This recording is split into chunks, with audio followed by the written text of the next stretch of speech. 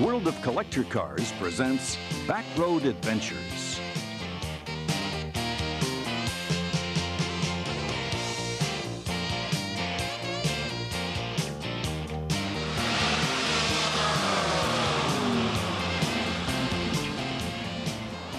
I'm a sucker for these old cars. I just love them.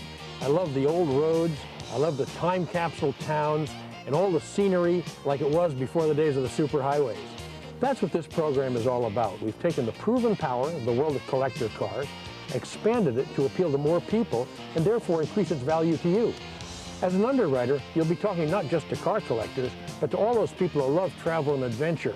Let me show you what I mean. I have some scenes from the California Mille. That's an annual event that covers 1,000 miles in the back roads of Northern California for historic racing cars, and we'll take the viewers along.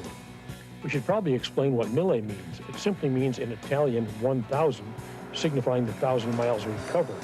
And it comes from the original Italian race called Mille Miglia, or 1,000 miles, that ran in Italy from 1927 until 1957.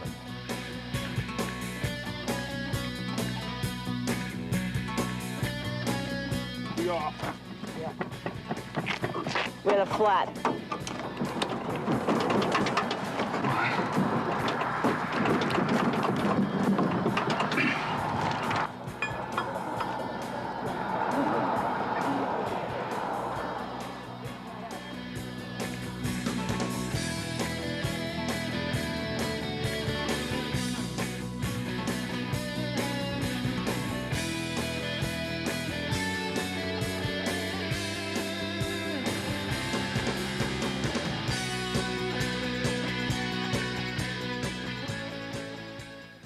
You can see why they call this the Lost Coast. You can drive for an hour and only see 2 or 3 cars. Imagine if the freeway builders had their way, there'd be a super highway leading out here, and we'd be driving past a motel row. Thousands of viewers to about 150 PBS TV stations will join us for La Carrera Nevada. La Carrera Nevada is a tribute to the Mexican road race of the early 50s. We travel about 1,000 miles through Nevada, visiting old ghost towns, oases in the middle of nowhere, and roads that seem never to end. We finally found a town that made our cars look new. You know, things don't change much in Goldfield. Virginia Ridgway, the honorary mayor, took us on a walking tour of the town, pointed out all the old buildings, told us about their history, told us a little of her own history, how, when she graduated from high school in 1923, she got to drive her first car, a 23 Model T Ford.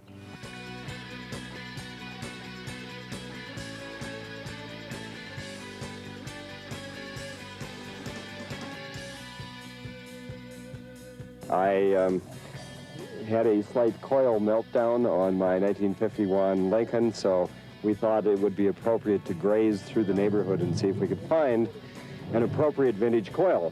And lo and behold, we found one. So we're going to write to the local fire department when we get done and offer to replace their somewhat static truck coil, and we can motor off into the distance.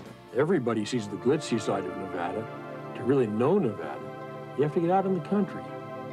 The endless skies, the roads that nobody's painted any lines on.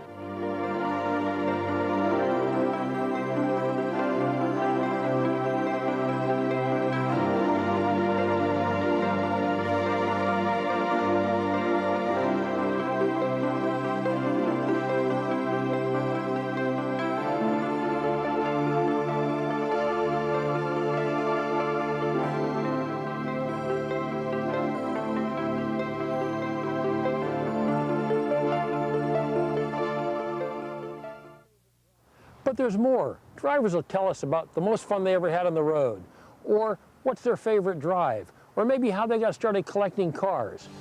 We'll have Keith Martin, the expert on collector cars.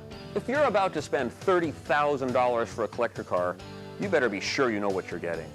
From 20 feet away, this car looks like it could be worth $30,000, or it could be worth $5,000. With sunbeams like this, it's what's under the hood that matters.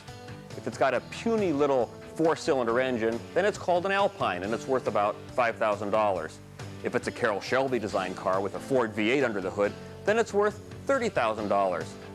And if it's a hybrid car where somebody's taken a Ford V8 and stuffed it into a 4-cylinder Alpine engine bay, from a collector's point of view, it's worth nothing.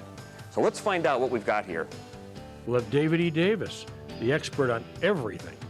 It's interesting that the cars that we hated and reviled 40 years ago are now becoming the cars we love most.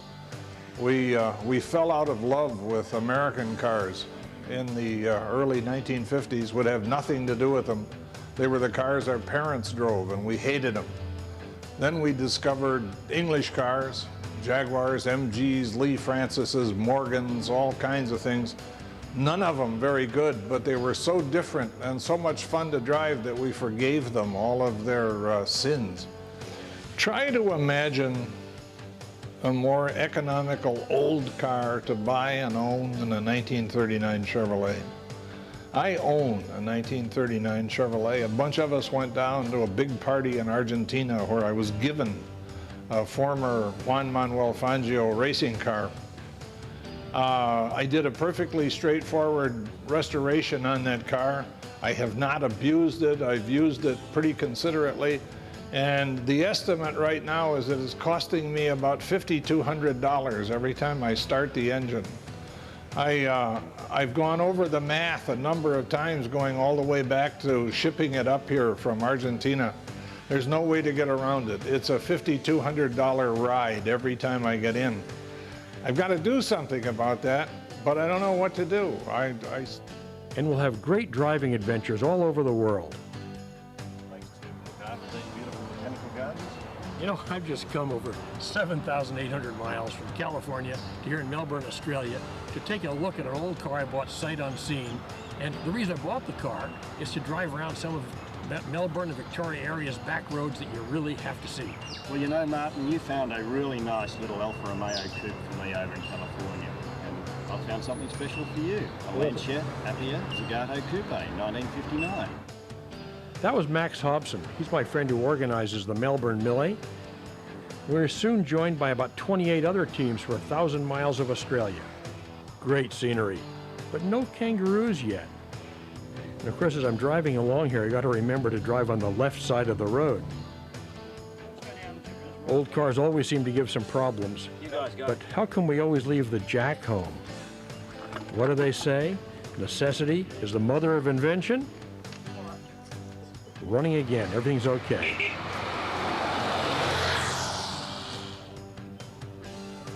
You've got to meet the people.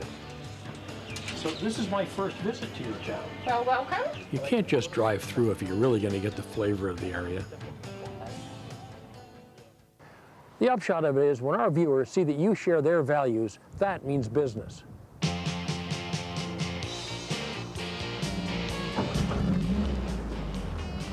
When World of Collector Cars shows you its new face early in 2001 as Backroad Adventures, I really hope you'll be with us. You'll be able to reach our viewers at an incredibly low cost.